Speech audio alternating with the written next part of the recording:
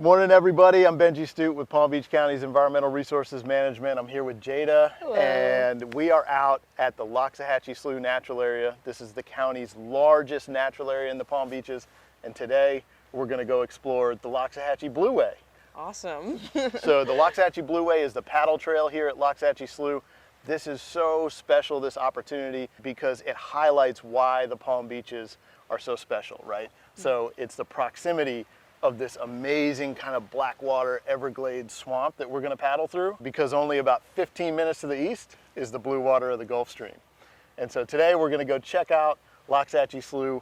We're going to see what feeds these amazing estuaries that call the Palm Beaches home, and we're going to find out why it's called the Wild Palm Beaches. Let's go.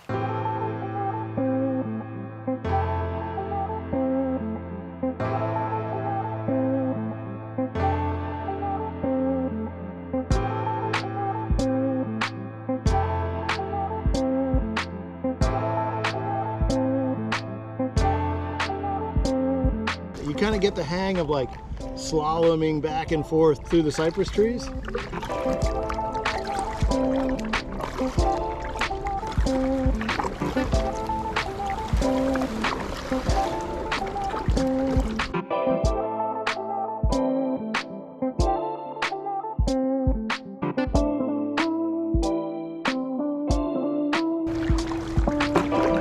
Oh, you got to check in, Jada. Your little praying mantis is still there.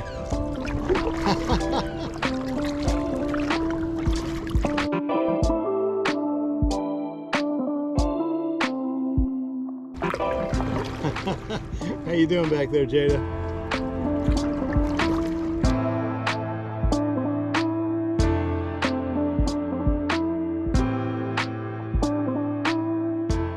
So Jada, we're kind of like almost halfway into this paddle, at least to where we're going to get to, and then we've got to come back. But I mean, what have you seen so far?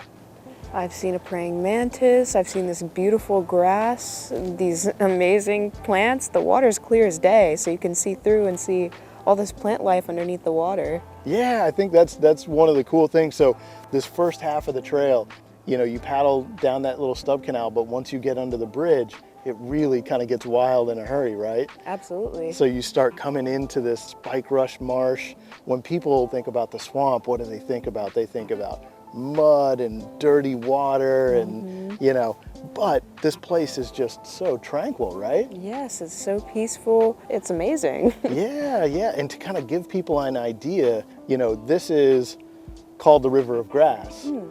What we're paddling through is not that deep, you know, and so it really depends on the time of year. Into the dry season, this trail does get a little bit dried out, but most of what we've been paddling through, I mean, what would you say? It's a foot and a half deep? Yeah, about knee deep. Yeah, exactly.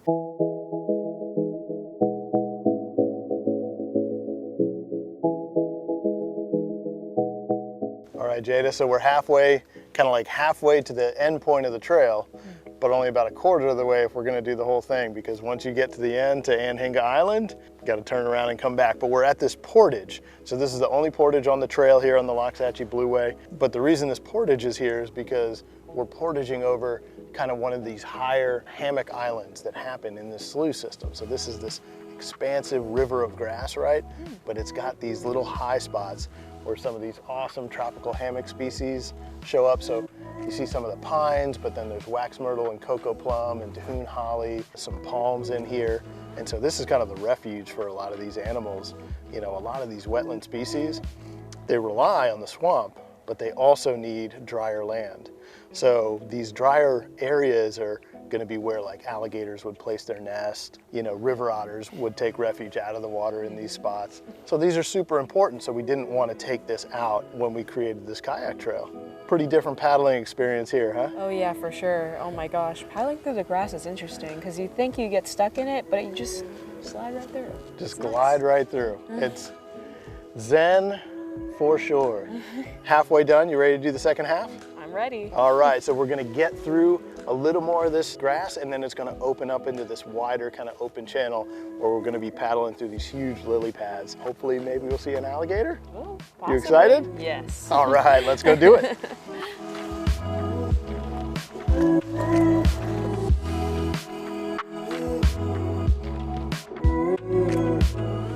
So we finally started to heat up here in the morning, and that's what these vultures are doing. They're waiting for the temperature to rise so that they can do what's called kettling. And what they're doing is they're finding these hot air pockets that are moving up, hot air rises.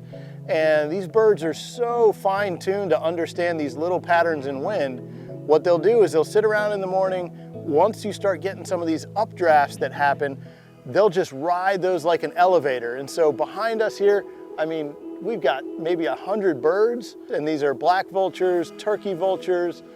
But if we look really, really closely, we'll probably see some hawks in there, maybe some red-tailed hawks, some red-shouldered hawks, and some of these other raptors that also use these thermals to gain elevation. And so what they're doing is they're maximizing their efficiency, right? They're not wasting any energy. They're using these updrafts to lift them up, and then they can soar for miles and miles without flapping their wings even once. And so that's what they're doing, is they're riding that elevator higher and higher.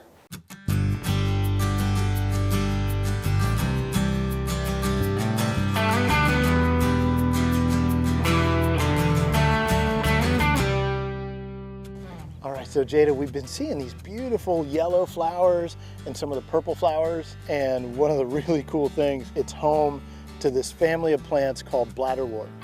And so that's what we're seeing here is the flowering parts. That's the only part sticking up above the water. And below, it almost looks like algae. These are carnivorous plants. So this is what it looks like above the water. But the bladderworts here, what they do is they have these little tiny little air sacs that are all over the plant structure underneath the water. And these tiny, tiny little organisms will make their way in there and become trapped. And so these bladderworts are carnivorous in the sense that they trap these tiny little organisms and then digest them to utilize those nutrients to grow further. But the reason we can tell that they're here without looking below the water is because there's these beautiful flowers that come right up above the surface.